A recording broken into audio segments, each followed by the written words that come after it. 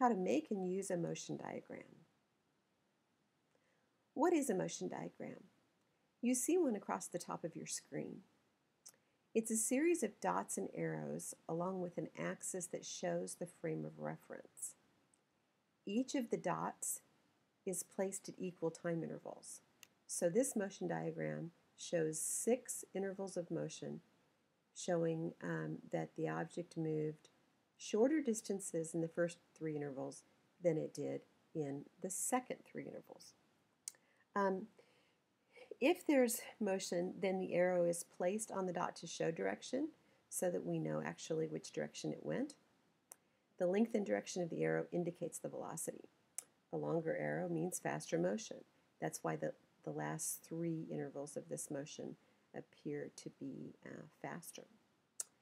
And by convention, if there are 3 or more arrows of the same length, then that indicates a period of constant velocity. On this PowerPoint, you'll be seeing the vectors just drawn to the same length.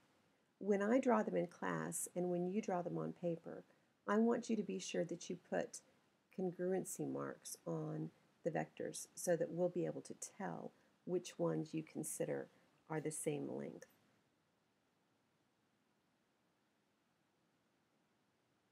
So here's a key for the motion diagram. The axis shows the positive and negative direction. It simply shows the positive direction, and by default the other direction is negative. So this is what the axis typically looks like for a motion diagram. Again, each of the dots is placed at equal time intervals, and a vector is placed on that dot when the object is undergoing some kind of motion. Over here, this shows what happens when an object is at rest during its motion.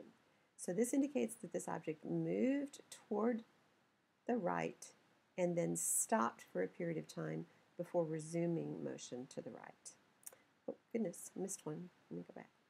And then this last one shows an object that's at rest for an extended period of time, more time than we can stack a bunch of dots up to show.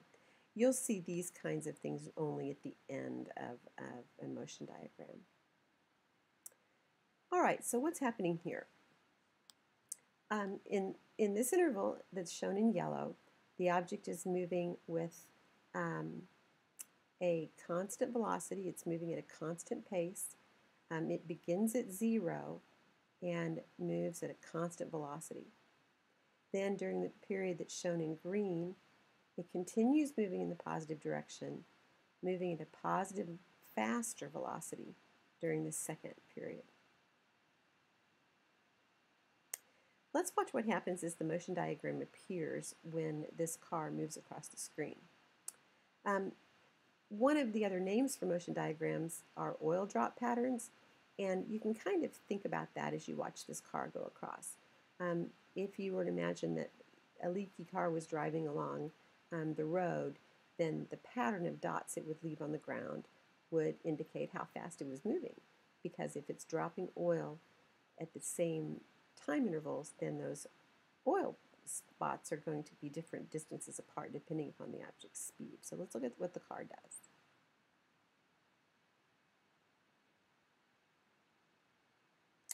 So this is a very simple motion diagram showing that the car moved in the positive direction, didn't speed up or slow down, and we have very consistent positive velocity for the interval shown. Now let's try a few of these. On this one, the first, and on all of them, what we always want to notice is the starting position, the direction of motion, and whether or not that motion appears to be constant or constant velocity. So on this one, the starting position is away from 0. It's on the positive side. It is a constant positive velocity, and it ends with a positive position. So the 3 things that you need to notice about each interval: its beginning position, its type of motion and direction, and its ending position. So now let's look at the next one. So notice the beginning position of this object and think about how you would label that. Notice the direction of motion and think about whether that's positive or negative. And notice where it ends and whether that's positive or negative. So let's see if you got that one right. This one begins in a negative position. It moves with a constant positive velocity, and it ends in a positive position. The next one, C. C begins with a positive position. It has a negative velocity and ends with a negative position. So think about those. Look through those again if you need to. Now, let's fit these onto an x versus t graph. I told you that these made x versus t graphs easier sometimes, and I think they do. Notice this x versus t graph doesn't have any numbers on it, and it doesn't need to have any numbers on it, because all we're doing is paying attention to the qualities of motion. So these are qualitative graphs rather than quantitative graphs. You recall that quantitative means that numbers are involved.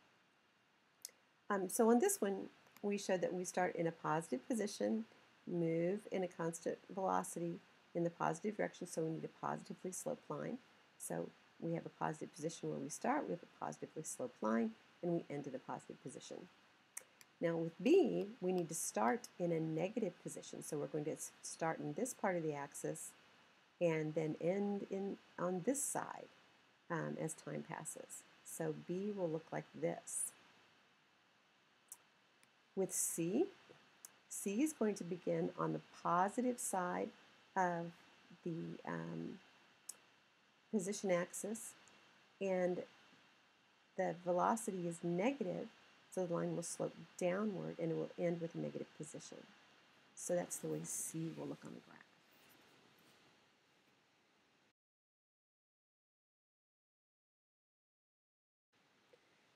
Now here's one that's a little bit more complicated. If we start over here, notice that we start at 0, move at a constant velocity, we move in the positive direction, stops, then turns around and moves at a constant slower velocity in the negative direction, and then stops for a long time without making back to the original position. So this graph would look like this.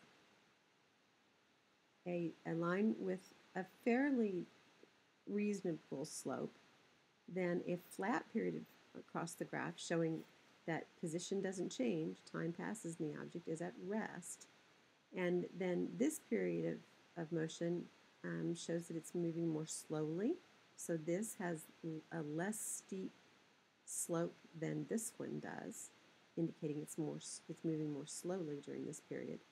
Then in this last period, it's just resting. It's sitting still. It's not moving. So there are two periods for this motion, here and here, where the object is at rest.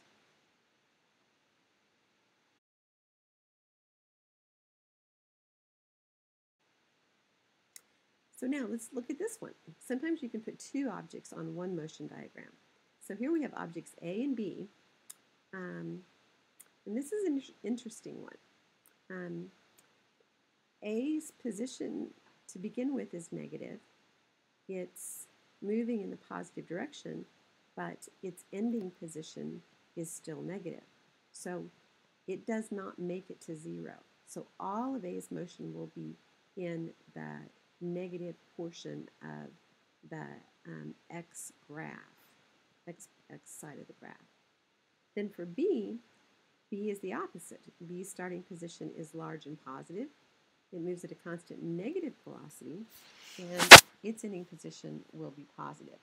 So when you graph this, these two things are going to begin very far apart. So they're going to begin far apart on the x-axis, the up and down axis, and then they're going to have opposite slopes. This one will have a positive slope. This one will have a negative slope, but they will not reach one another. So let's look at that. We don't know anything about the numbers involved here, The only things you have to be careful about is to realize that B starts the same distance from 0 as A does from 0. The distance is the same. So each of these are shown the same distance from 0. One is a negative displacement, one is a positive displacement, but they're the same distance from 0. Then they each also end the same distance from the 0 position.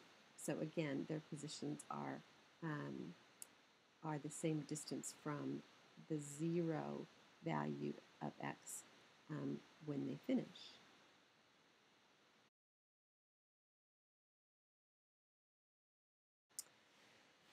Now let's start with this graph and make a motion diagram from this graph.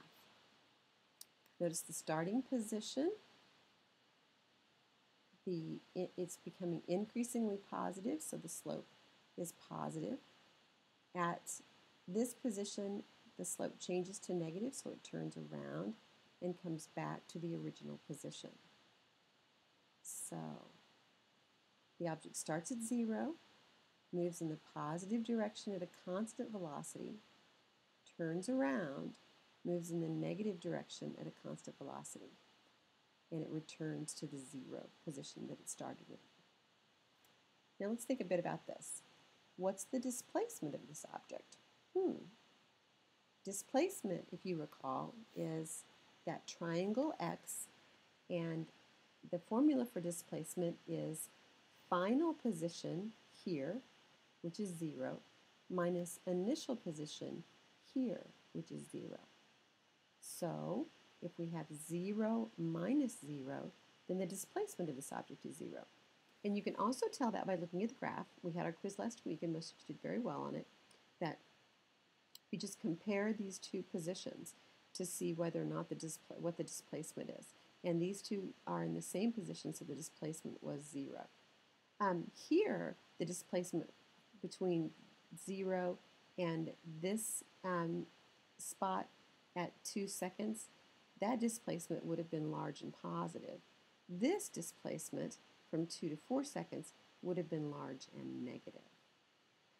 It's not necessary to have a time axis marked on one of these graphs, but in this case, we're just assuming that each of the things that we saw in the motion diagram will represent 1 second.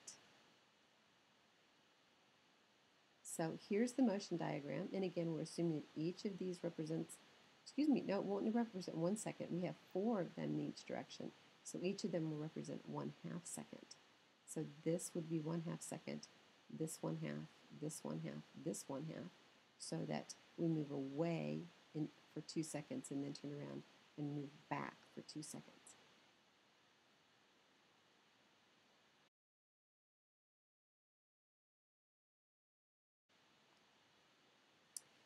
The last thing we'll do is make a motion diagram from words. So this set of instructions says the object starts at 0, moves in the positive direction at a constant velocity, then continues at a faster pace in the positive direction at a constant velocity. All right, so this motion diagram would match with those words. We have a constant velocity in the positive direction, and then a faster constant velocity continuing in the positive direction. So that graph will look like this one. This will indicate that the slope for this period, since this is slower, the slope will be less steep here than here. And in the second half, we'll have the same amount of time covered as we had in the first half, because we had 4 intervals of motion in the first half and 4 intervals of motion in the second half. So we need to divide the time interval on this graph in half, as shown here. All right, you're going to have some practice at tonkakinematics.weebly.com, and you'll go to the Work tab to find that. And now you know how to make and use motion diagrams. So get some practice in so you'll be ready to do well on the test. Good luck.